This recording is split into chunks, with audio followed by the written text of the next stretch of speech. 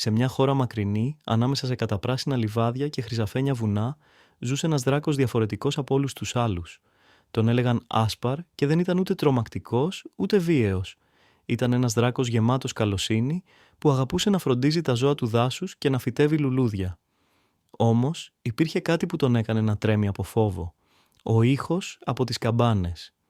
Όποτε άκουγε καμπάνες, ο Άσπαρ κρυβόταν βαθιά στη σπηλιά του με την καρδιά του να χτυπά δυνατά. «Γιατί να είναι τόσο τρομακτικός αυτός ο ήχος?» αναρωτιόταν συνέχεια. Οι καμπάνες όμως χτυπούσαν μόνο σε γιορτές, οπότε μπορούσε να ζει ήσυχος τον περισσότερο καιρό. Ένα πρωί η ησυχία του δάσους διακόπηκε από φωνές. Η μικρή Μίνα, η κόρη του βασιλιά του κοντινού χωριού, είχε χαθεί στο δάσος. Όλοι οι χωρικοί είχαν βγει να την ψάξουν, αλλά το δάσος ήταν τόσο μεγάλο που κανείς δεν μπορούσε να τη βρει.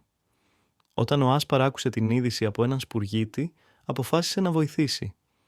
«Μα αν πάω κοντά στο χωριό, μπορεί να ακούσω καμπάνες», σκέφτηκε φοβισμένος. Αλλά η σκέψη ότι ένα μικρό κορίτσι ήταν μόνο του τον έκανε να ξεπεράσει το φόβο του. Ξεκίνησε λοιπόν την αναζήτηση, μυρίζοντας τον αέρα και παρατηρώντας κάθε ίχνος στο έδαφος, ώσπου, κάτω από μια μεγάλη βελανιδιά, βρήκε τη Μίνα να κάθεται τρομαγμένη και να κρατάει το πόδι της.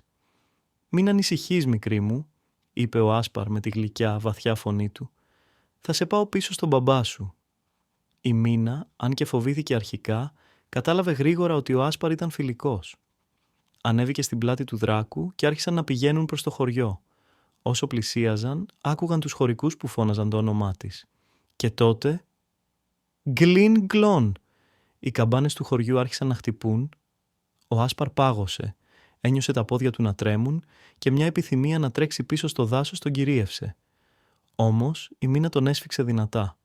«Μη φοβάσαι, Άσπαρ», του ψιθύρισε. «Είσαι ο πιο γενναίος δράκος που γνώρισα ποτέ». Τα λόγια της Μίνας έδωσαν στον Άσπαρ θάρρος. Συνέχισε να περπατά μέχρι που έφτασαν στην πλατεία του χωριού. Όλοι και οι χωρικοί σταμάτησαν ξαφνιασμένοι όταν είδαν έναν δράκο να κουβαλάει την πριγκίπισσά τους. «Μην το φοβάστε, είναι καλός», φώναξε η Μίνα. Οι καμπάνες σταμάτησαν να χτυπούν και οι χωρικοί πλησίασαν. Ο βασιλιάς, γεμάτος ευγνωμοσύνη, ευχαρίστησε τον Άσπαρ και τον κάλεσε να μείνει για το μεγάλο γλέντι που θα έκαναν. «Δεν μπορώ. Οι καμπάνες με φοβίζουν», είπε ο Άσπαρ με λυπημένη φωνή. Τότε η Μίνα πρότεινε μια ιδέα.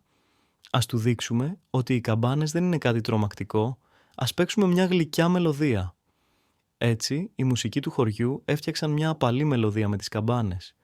Ο Άσπαρ έκλεισε τα μάτια του και άρχισε να ηρεμεί. Από εκείνη τη μέρα, ο Άσπαρ δεν φοβόταν πια τον ήχο των καμπάνων. Έγινε φίλος του χωριού και επισκεπτόταν συχνά τους ανθρώπους, βοηθώντας τους με τις δουλειές τους και λέγοντας ιστορίες στα παιδιά.